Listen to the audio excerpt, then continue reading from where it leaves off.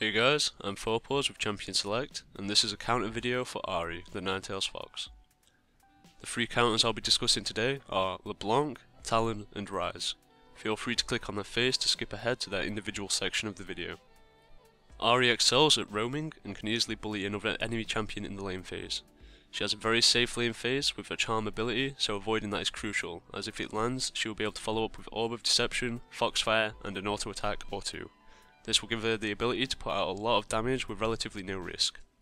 Charm is similar to a Blitzcrank hook as it can hit minions, so try your best to put your minions in between you and Ahri so that it hits a minion instead of you.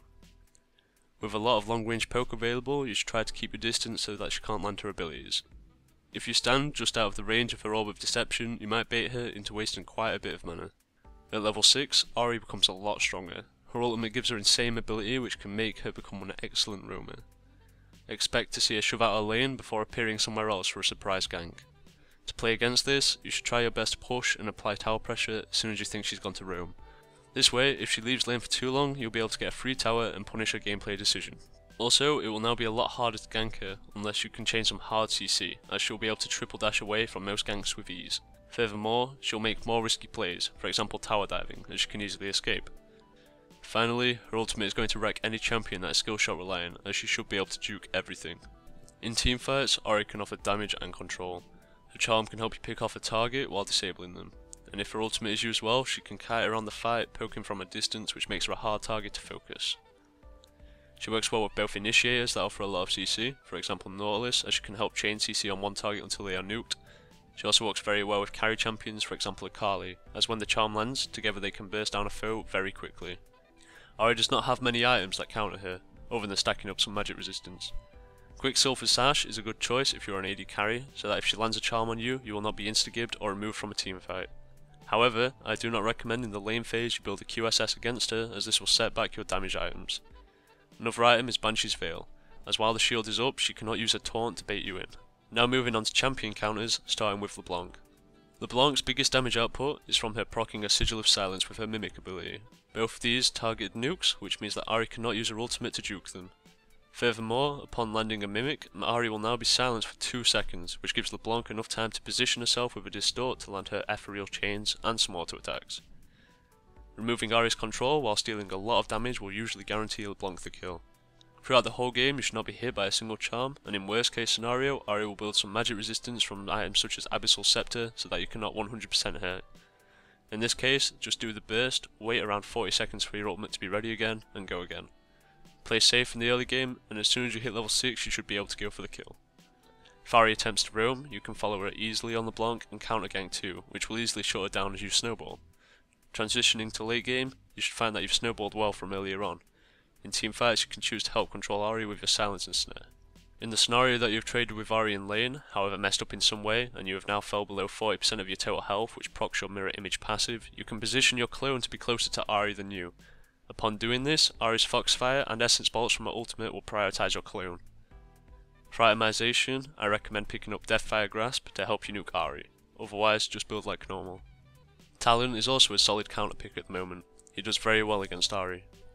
Play the lane phase as a bully throughout. Every opportunity you get to harass and you think that you could get away with it, take it up. A great tip for Talon is to wait until Ahri is in walking distance of your allied minions, so that after you've cutthroat to her and have harassed her with your skills, you can walk behind your minions to avoid her landing her charm as the silence ends. Try your best to not stick around long enough for her to land a charm, and if you have no minions, attempt to juke it, as you can easily turn the trade around if she lands a charm.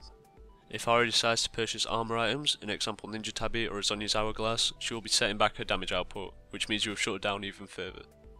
At level 6, you should find that Ahri is an easy target.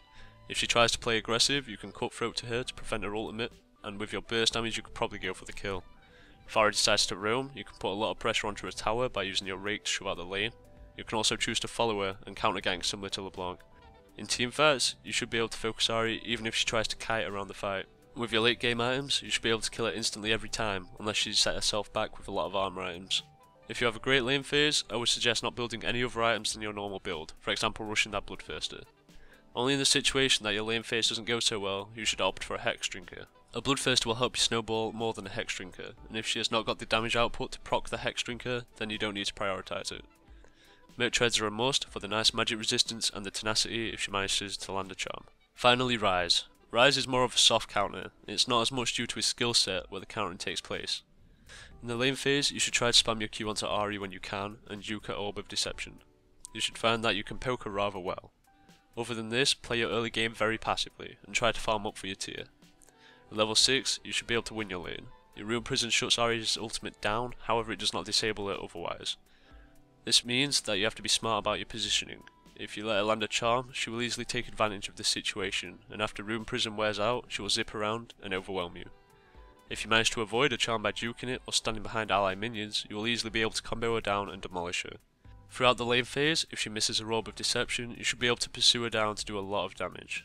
If she ever leaves the lane to roam, you can pop your ultimate and destroy all the minions in your way to her tower, and although not as mobile as LeBlanc and Talon, you can still roam well. If you follow her to where she intends to gank, you should be able to easily shut her down with a good Rune Prison. Itemization plays a key part in countering Ahri for Ryze. It's viable for Ryze to build a lot of magic resistance items, and this will have a bigger impact than you might think. Building a Banshee's Veil, maybe an Abyssal and similar items will mean that Ahri can hardly scratch you, which is great as you are not dying. But this will also have a knock-on effect, where she is dealing a tiny amount of damage to you, while still taking a good amount of damage. This means she will be forced to play either passively or to roam in hopes to snowball, and Ryze, as mentioned earlier, is an excellent pick to punish people for leaving their lane. As this was the first episode of this ChampionSelect series, I want you guys to leave as much constructive criticism as possible. Tell me what you liked, tell me what you didn't like, tell me what you want to see improved, and so on. Also, attached to this video will be a blog on the ChampionSelect website which will cover the video in written form, so feel free to give it a read. Thank you for watching, and until next time, enjoy pooning some Ahris.